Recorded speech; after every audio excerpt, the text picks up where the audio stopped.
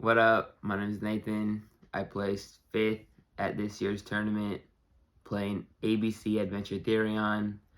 After the Swiss, I was 5-3 and I was the 3 seed. And then in the 3-6 matchup, I lost to Brennan, who's playing Mech Knights. He stopped me pretty bad. Round 1 matchup in Swiss was versus Brennan. He won 2-1. And then round 2 was Lucas. He was playing Rockets. And I won 2-0. Round 3 was against Jacob, who was playing Warrior FTK. I won that 2-0. Round 4 was versus Cameron, who was playing Salamangreat, but not the Heat Soul version, so, maybe not as good as it could have been. But I beat him 2-1. And then round 5 was versus Aiden, who was playing Punk Adventure, and I lost 2-1. That one hurt real bad, because I would have broken his board game 3, but I drew Union Driver, and that just turns off the entire ABC package. And so I was able to get through all of his things, and then I just had no follow-up, and he stopped me the next turn. So round 6 was versus Ian, who was playing Weather Painters, and I won 2-0. Round 7 was versus Trevor, who was playing Despia, Brandon Despia, and I lost 2-1. And then round 8 was the longest duel of my career, as it would be expected, facing Jack playing Tri-Brigades. That duel went for probably close to 2 hours, and I ended up winning it 2-1 because I summoned 3 Buster on him, which was insane. And then for the round 9, which was the 3-6 matchup versus Brendan, I lost 2-1. So that's that. We'll get into the profile. Starting off with the ABC engine, I played 2A, 2B, 2C, and 1 driver for the monsters. I think that this is pretty solid. I didn't think I needed any more of the pieces, except for when the games got really, really grindy. But that's just a niche situation and doesn't come up very often. So I think that this is consistent enough to where it was good every single duel. You're able to get into 3 Buster with this, so, it's nice. Union Driver, you have to play it at 1 because you just never want to draw it because it's terrible. So you have to play it at 1 to be able to make Union Hanger live turn 1. But it's just such a bad card to draw, and I drew it a lot. I was talking with Aiden afterwards, and he was like, bro, every time I walk past you had that card in your hand. So I think that says something about the amount of times that I drew this absolutely trash card. For the rest of the ABC package, I played 3 Hanger, 3 Unauthorized Reactivation. Hanger, of course, is great. Unauthorized Reactivation, honestly, this actually never came up, and I probably would cut it to maybe 1 or 2. I oftentimes cited out this card. It didn't really do much for me. The one time it could have been clutch was actually in the 3-6 matchup versus Brennan. I had it in my hand, and I was like, do I set this and maybe play for a quick play spell to protect my Buster from an imperm or something, or who knows, something, like a spell or whatever, I don't know, whatever. And I didn't set it just to have a card in my hand for an extra discard, because I think I only had 2 cards in my hand. And I just maybe wanted to play, I had a discard and a hand trap, just kind of like the mental game. So I didn't set it, and then Standby Phase, but then activated Imperm on my Buster, and it all went downhill from there. So if I would have set it, and I could have used this to equip C, and I would have been able to protect my Buster, that would have been pretty clutch and pretty hype, but I didn't. So that's it for the ABC package. Next, for the Adventure package, I played 3 Water Enchantress and the 1 Griffin. This was solid. This engine carried me the entire series. So many games, I just ended on Griffin, Token, Fateful, Pass. I was drawing terrible, and this was insane. Won me duels outright just by playing this card. So it was insane. I would definitely not change anything up with this. And then for the spells, 3 Right, 1 Fateful, 1 Draco back. I don't think I would cut down the Right or the Water Enchantress to 2 at all. I like seeing it a lot because it's just a great card. It's a great Ash bait if you have other stuff in hand. But if you have other stuff in hand, then that sucks. So I thought it was great, and I would definitely not cut down on any of those cards. Then for the Therion package, I played 2 Regulus and 3 Disc Coliseum. I only played 2 Regulus because if you draw it without an ABC engine start, he's useless in your hand. You can't really do much with him because you need a machine engrave to be able to summon him. So that's why I played the 2, and the 3, because with this you can search him. So if you ever do need it, you can search. And this also has the additional effects of being able to protect your monsters and then get these guys back to hand if your every monster is destroyed by battle. One thing that I did learn is that if any monster is destroyed by battle, you can add back from one of these guys from grave to hand. So that's important. So I like this ratio. It was perfect to what I wanted. Next off, for hand traps, I played 3 Ash. The hand trap that should have been OP, I thought it was going to be OP, but it just was not. The Gamma and Driver, and then 3 Imperm. Ash and Imperm were awesome. Imperm obviously is great with the ability to go first and stop something, or if you're playing second, then you're able to turn off one of their opponent's negates or whatever. I played Gamma because of all of the cards you play that are ashable, like Hanger, like Banishing Water Enchantress, like Therion Disc Coliseum, all those cards. And it never came up, except for the duel against Jack, in which he ashed. I don't remember which card he ashed, but I was able to use this on my turn, negate whatever he used, and I was able to summon Omega one time. So that was awesome. Otherwise, this card did not really do too much. I mean, it came up a little bit, but oftentimes it was just a dead card in my hand, and I did set it out quite a little bit. So yeah, in theory, it could have been awesome to negate an Ash or whatever here or there, but it just didn't come up too often. And then closing out, 1 Terraforming, 1 Set Rotation, 1 Mystic Mine, 1 Called, and 1 Foolish. Terraforming to search Disc Coliseum or Union Hanger.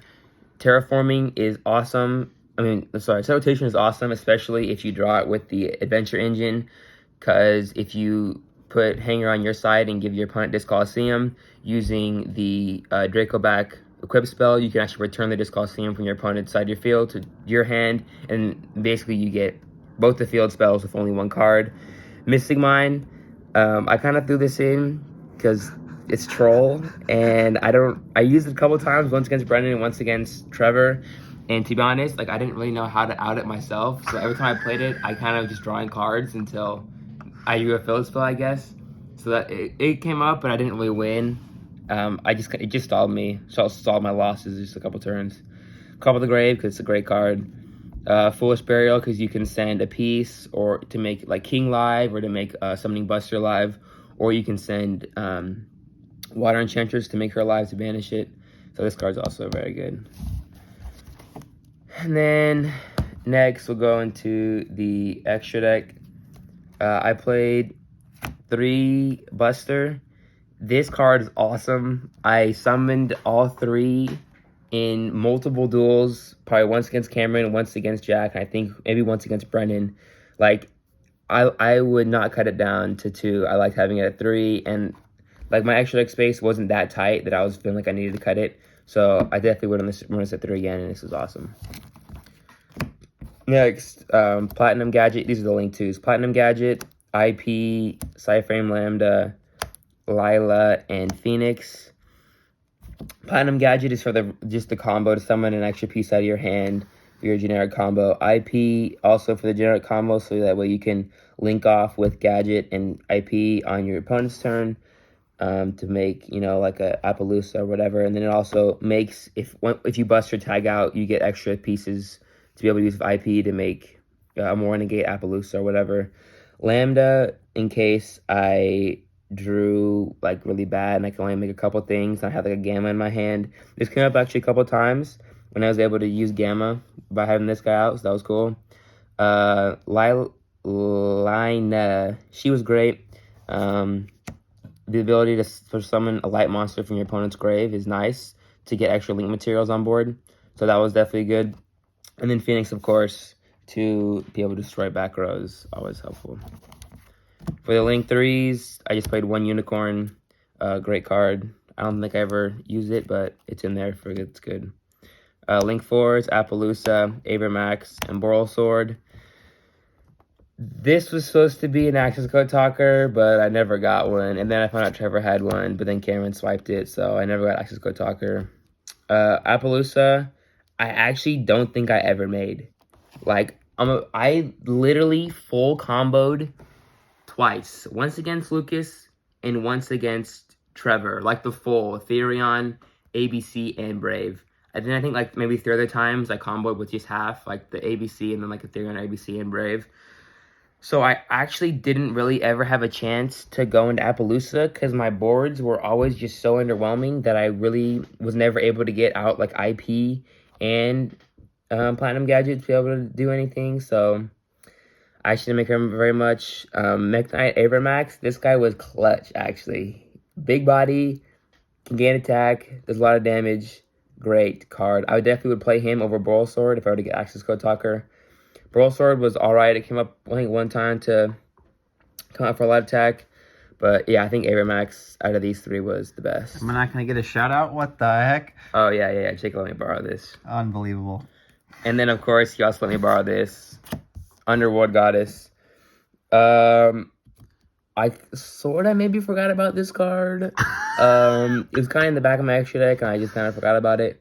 It almost came up in my 3-6 matchup against Brennan, but it requires 4 effect monsters, and I had a token on board, so I couldn't actually summon it. It would help me break through his board because he had Abramax. Oh yeah, it was under mine. He had Abramax, and I had like a token, Griffin, and maybe I don't, maybe just token token on board, and then like I was able to activate a field spell and then start playing, but I didn't realize that this needed 4 effect monsters, so... But actually, this did come up once against Jack when I was able to link away his Shurag. He was kind of like tripping out about it because I just like, I'm linking with your monster, and he was like, that doesn't make sense. And I was like, but read this card, dude. So I got him with that one time. So a good card, comes in good situations. Good to have for sure in the extra deck. And then lastly, Baguska to stall. Never made it, but it could have been great if I ever needed to. And then Omega for if I ever summon Gamma on my turn. Came up once against Jack, so it was good that I had an extra deck. It's a solid card, of course. And then for the side, Red Reboot. To be honest, I know I had this in there. Literally didn't cite it in a single time. I think maybe it was to side against the side, but I don't really know what else siding against the side with this card, so would not say that again. And then my hope was supposed to be Big Brain side move, but it was not very big brain. It kind of sucked. It was my side against the side play with Crossout, Veiler, Droll, Nibiru, and Dark Ruler. So I oftentimes sided in 3 Crossout and then 1 of each of these. If I knew I was going first, like games 2 or 3, because then I'll be able to play again around the most hand traps and be able to have the most consistency to make my board through interruptions. And every time I sided in Dark Ruler, I actually drew it with Crossout, so that actually just sucked. And then otherwise, I used Crossout once against Trevor for Ash. So it was this was terrible. As a whole, terrible. It just never came up. And then I ran these 2 additionally as going second cards to help turn off boards so I can make my own and then break theirs, and then to break boards on their turn with Nibiru. And then I ran 2 Raigeki for the duelist who maybe put up monster negates, but not necessarily spell negates. I never drew it. I did cite it in a couple times, but I never drew it, so it never really came up. Oh, but if I were to reside, I would definitely remove these and put in Crows to play against Despia, because I just didn't put in Crows for some reason. I put in Raigekis instead. Kind of a clown for that. 1 Fingertops for going second as well. This came up against Aiden, which was helping me break his board, that 1 game 3 match, but I just fell short. But it was good in that one situation. And then my 2 spell and trap removal in Harpy Duster and Twin Twister. The discard of Twin is great because you can send pieces to grave. You can discard the adventure equip spell and then equip back to your token. So like this card's good all the time, to be honest. And I want to give a shout out to Brennan right here for this token. This is my guaranteed token that I would summon off of Rod of Aramesir. Homemade made this sucker for me. Awesome. I also want to give a shout out to Bottom Dweller because he's just awesome. Bottom Dweller did. Just the way to do it. And the Spanish version. This is my field center every single duel. Come up big. Other than that, Great tournament as always. Big shout out to the boys. Sad I didn't do well again this year. Another 5th place finish. Certified. But that just makes me a certified 5th place finisher, baby.